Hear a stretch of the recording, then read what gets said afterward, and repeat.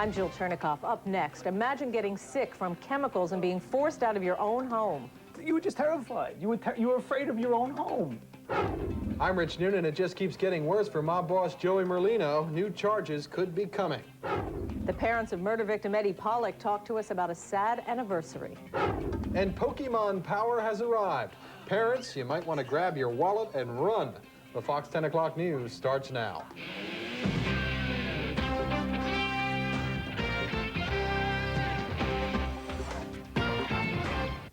Caught in a noxious nightmare, homeowners beware. One wrong decision could cost you dearly. Good evening, everyone. It's a housing horror story we could all take a lesson from. And that's first on Fox tonight. All they wanted to do was seal up the cracks to keep out the bugs. Instead, a Malvern family was driven out of their home by dangerous fumes that just wouldn't go away. Joyce Evans joins us now with the story. Well, Rich and Jill, this could actually happen to any one of us. Whether you own your own home and have somebody come in and do the work, whether you rent and your landlord sends a maintenance person in, or if you're doing it yourself, beware of the chemicals in the products being used, because you could end up with a problem far worse than you ever imagined. Tell you the truth, I'm afraid of my house. So afraid that Don Hitzos moved his wife and toddler out of their rented Charleston Green townhouse in Malvern. And this is what drove them out, a sealant giving off noxious fumes. The nightmare began last April when the Hitzoses called in maintenance workers to fix cracks around the house that were allowing rodents, worms, and other pests to get inside. The repairs were made, but the fumes were unbearable. I tried the fan going because I'm trying to air out the place. Lisa Hitzos left the house, taking their 3-year-old daughter with her. The odor sent Don Hitzos to the emergency room. I mean, I had a headache that hurt in a way no headache has ever hurt before. My doctor says, don't go back in. But how do you not go back in? Turns out the black sealant is an asphalt roof cement for outdoor use only. The warnings are clear. Combustible, vapors harmful to eyes and skin. The Hitzoses called in the Chester County Health Department, and after our producer and photographer became nauseous, we showed the sealant's safety data sheet to Dr. Marilyn Harworth. She's an environmental expert. The reason it's meant to be outside is that it takes a long time to off-gas. The solvents that are contained in it don't go away immediately once applied, and take weeks to months, depending on the scenario. The very first thing to do is to leave the environment and then investigate whether or not these effects are acute or perhaps long-term. In the meantime, the Hitzoses were moved into another unit at Charleston Green while maintenance workers were fixing that problem. 5 months later, the smell was still in the air. Turns out the asphalt sealant was not completely removed. A foam sealant was put on top of it. Fearing an explosion, the Hitzoses unplugged electrical appliances and trashed lifelong treasures. We tried, you know, we tried to save a few things, but I mean, this place has been this way for 5 months, and we couldn't get anybody to do anything for us. All of a sudden, we don't know where we're living. We don't have a normal life anymore. It's been emotionally draining. It has been financially devastating. It has just been so sad, and it has been such a sin. The Hitzoses fear their things are now saturated with poisons, and if they are, who's responsible? We heard them say nobody would help them. Tomorrow we'll show you what they meant, and it might surprise you. Well, Rich and Jill, we'll also have some important tips that might keep us safe before it's too late. Incredible. Oh, Yes, it is. Right. Thanks, Joyce. 15 people wound up at the hospital today after a ceiling collapsed on top of their heads. Happened just before 3 this afternoon at Murray's Meats on the 5200 block of Market Street in West Philadelphia. None of the injuries was serious. Plaster from the old ceiling came crashing through the drop ceiling, and all of it came down. No warning sounds, it just started to cave in, this whole ceiling, you know, and people who were shopping, they were under the debris. That woman was just about to go into Murray's shopping when she saw the ceiling fall. She and a man helped several people get out. 2 people have been admitted to the hospital. They should be okay. The City Department of Licenses and Inspections is investigating Murray's. The store will remain closed until inspectors say it's safe. A major drug bust today in North Philadelphia. Federal authorities arrested 29 people and charged them with dealing drugs from a house on North Darien Street. George Mallet is at police headquarters now, and he has more on that story for us. And Jill, we've talked a lot about Operation Sunrise on this newscast, a joint venture of Philadelphia police and federal authorities. When it began, the stated goal of that operation was to catch not just the street-level drug dealers, but the big shots further up the chain of command. Those people are always difficult to catch. But tonight, there is increasing evidence that Operation Sunrise is working. When heavy equipment rolled into the 2800 block of North Darien Street this morning and crews began knocking down or boarding up dilapidated row homes, they were doing much more than eliminating neighborhood eyesores. Federal and local authorities say these row homes were the storefronts and hideouts for a $20 million drug operation. If they want to continue selling drugs there, they're going to do it in the middle of a vacant lot. I think that makes the police job a lot easier.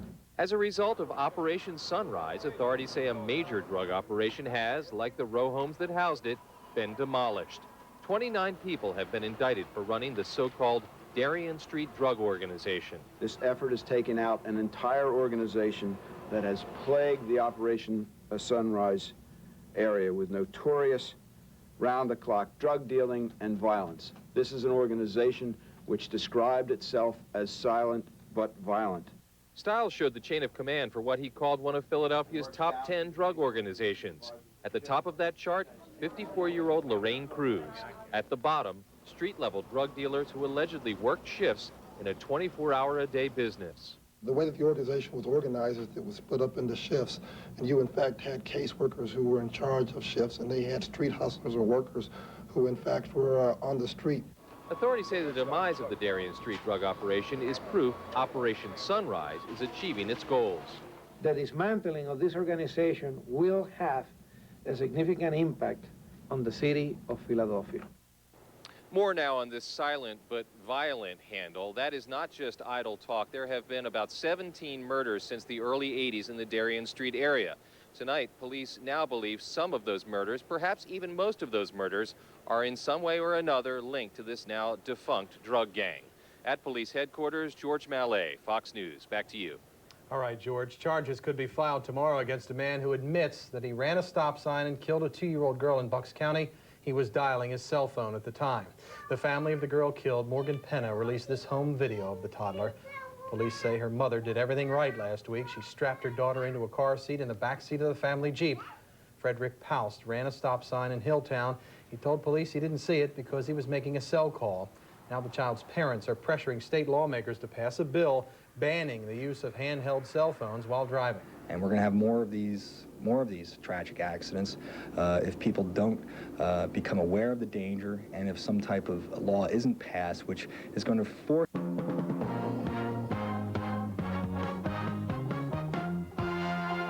Action News, Delaware Valley's leading news program, with Gary Papa, Dave Roberts, and Jim Gardner. It is Wednesday night, and the big story on Action News tonight is the story of the wrong guy. Twice this man has been confronted by police who thought he was the Center City rapist. Until now, he has tried to avoid any public attention, but tonight, for the first time, he is speaking out to Action News. Action News reporter Dan Cuellar is live in Center City. Dan, you've got the full story. That's right, Jim. The sketches of the Center City composite, compiled with the aid of some of the victims, have been posted virtually everywhere in the Rittenhouse area of Center City. But they may be just vague enough that innocent people are being mistaken for the Center City predator. One case in point is a 22-year-old theater student who was mistaken not once, but twice by police. Many young women in Center City have been living on edge. Understandably, police are trying to do everything they can to catch the Center City rapist. It was probably inevitable that sooner or later, an innocent man like 22-year-old Christian Grays would be caught up in the middle of the intensive manhunt. That's a pretty disturbing thing to have happen to you. I mean, you know, it's hitting you to the core, especially like there's some monster out there doing things like that and you have nothing to do with it. Grays says the first time he was mistaken for the Center City rapist by Philadelphia police was about 3 months ago. Suddenly, he was surrounded surrounded by 3 unmarked police cars on South Street near 13th. You have homicide detectives flashing badges saying, you know, we think you're the guy, we're having somebody come down here and, like, identify you. Graves says he was scared out of his mind, not to mention embarrassed. You know, it's like right outside of my apartment. You know, all my neighbors are watching. They see you, they see a bunch of detectives, and they see a composite sketch which looks vague enough to be anybody. Finally, after some time, a woman was brought in a squad car and asked to identify Graves. When she said, no, it's not the guy, they basically said, oh, sorry, you can go.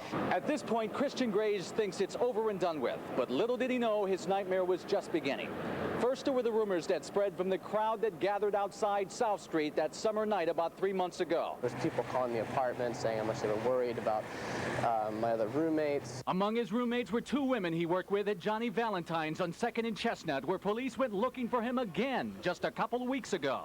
Graves wasn't in that night, but the owner says they were pretty adamant about finding Graves in connection with the case. They said that they narrowed it down to 2 people, to 2 suspects, okay? And they felt that Christian was one of the stronger suspects. I flipped out. First, it was like disbelief. I couldn't believe that this happened. Graves says he went to police headquarters the next day and insisted on taking a DNA test so his name could be cleared once and for all. Detectives now say he is definitely not the guy.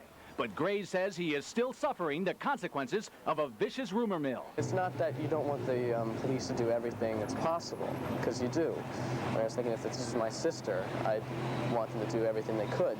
I just think that what happens is sometimes they don't pay attention to the effect that they have when they get, like, the wrong person. To add to his misery, Graves is now unemployed and looking for work. He's currently volunteering as an actor in a children's play. But most of all, he wanted to clear his name so he could get on with his life. Live in the Rittenhouse section of Center City, I'm Dan Cuellar, Channel 6 Action News. Thank you, Dan.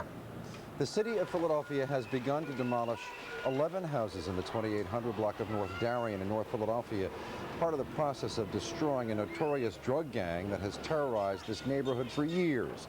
As part of Operation Sunrise, police conducted a major drug sweep of the block today and arrested 29 suspects who used these houses. Police say the gang is called the Darien Street Drug Organization, and lawmen say it made more than $20 million selling crack and heroin since 1983. Lawmen also say the gang has been involved in 17 murders and 7 arsons. This was 2-year-old Morgan Penna of Percy just a week before she was critically injured last Tuesday in a car crash in Hilltown Township. She died the next morning at Children's Hospital. On this day, she was very busy singing all her favorite songs and showing everybody how to do the hokey pokey.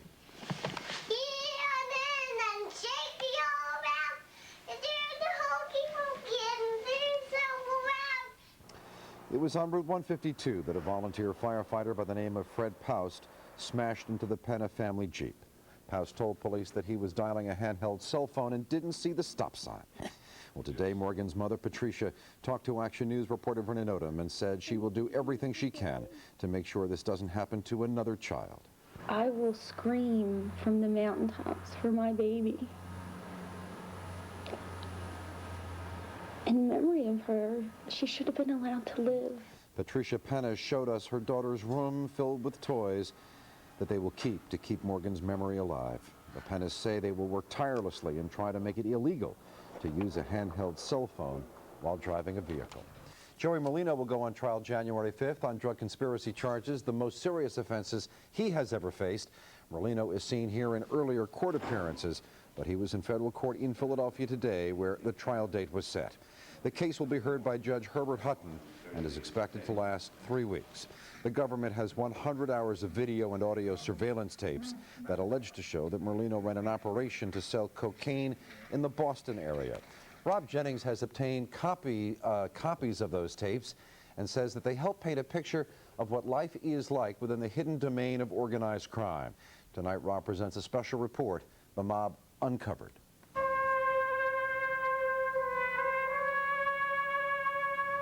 I'm going to make him an offer he can't refuse. This is The Mob done by Hollywood. And this is the real thing. Surveillance tape from the FBI in Boston. Merlino co-defendant Robert Carrozza's talking business with an undercover FBI agent. It's hard to tell whether they're talking about delivering drugs or gift baskets. My wife has the most uniquest basket, not to get into this, anywhere around you ever seen, gift, fruit, you name it. It's almost like a job interview. Carrozza apparently thinks the agent is a Philadelphia mob operator, so he brags about his wardrobe, the ability to keep his mouth shut, even a father who served time in prison. Matter of fact, that guy Joey down from Philly, Joey, he served a year with my dad about 2 years ago. Oh, Jesus. Yeah, they were right in the same cell for a year. That could be Joey Merlino he's talking about. Police believe his relatively new ties with mobsters in Boston really are the result of various operators doing prison time together. Pleasure. I appreciate it. Action News listened to hours worth of FBI video and audio surveillance. Little of it deals directly with suspicious activity. In fact, much of it sounds like any group of friends in Philadelphia talking about where to have lunch, their pets, even their health problems. It is boring. It is inane, it is mundane, it's not applicable to the purpose of law enforcement. That's why law enforcement's forced to minimize it. I was playing baseball last night. I pulled my muscle on my thigh. I can't even walk. This FBI phone tap allegedly catches Joey Merlino talking about his aches and pains just before he purportedly approves a deal to sell 4 kilos of cocaine. Turns out the customer was the FBI. Talking that guy, you know, do what he's going to do over there for him? Oh, yeah. Frank Friel once ran the organized crime task force for the Philadelphia Police Department. He listened to some of the Boston tapes with us and says the mob bosses he hunted never would have made their own phone calls. It's trite to say that Angelo Bruno and his contemporaries would be rolling over in their grave, but they're rolling over in their grave. Friel says not only does Hollywood imitate mob life, but mobsters he's pinched imitate Hollywood, even to the point of reading Mario Puzo's novel, The Godfather. Did it my way. They do that for the feds. And so the feds are listening, so we'll play Frank Sinatra. It's easy to listen to the tapes and think that mobsters are like everyone else. But that's far from the truth. Last month, Ronald Turchi was found dead in his trunk in South Philadelphia, an apparent mob hit. Murder remains the bottom line of the mob's daily business. Rob Jennings, Channel 6 Action News. The Phillies say plans for a new ballpark at Broad and Spring Garden are all but dead. Team chairman Bill Giles told the Temple University Business Forum today that hurdles to building the new stadium at that site appear to be insurmountable. That was his word. Giles says Mayor Rendell has asked him not to comment further, but he says the team will probably present its site proposal to City Council by the end of the week. The Philadelphia area is preparing to welcome the battleship USS New Jersey tomorrow on Veterans Day. Chopper 6 was overhead this afternoon as the New Jersey arrived at the mouth of the Delaware Bay. Tomorrow she will make her way up the Delaware River so she can drop anchor at the old Philadelphia Navy Yard, and there she will stay until New Jersey officials decide the location of her permanent home, Camden or Bayonne. But tomorrow will be a day of pomp and ceremony as this spectacular vessel makes its way to the Navy Yard, the very place where she was built during World War II. Thousands of people will be watching the New Jersey make the final leg of her 6,300-mile journey from the state of Washington. And here are your best vantage points along the way. The New Jersey will pass Newcastle Battery Park in Delaware about 10 a.m. and continue to make her way past Fox Point State Park in Wilmington. People who gather at Memorial Park in Marcus Hook, Pennsylvania will get the next good view. The battleship is expected to pass by Governor Prince State Park in Essington at about 12 noon. Next up, Fort Mifflin in southwest Philadelphia. And then on the other side of the Delaware River, Red Bank Battlefield in National Park, New Jersey. Our extensive coverage of the New Jersey's big day begins on Action News at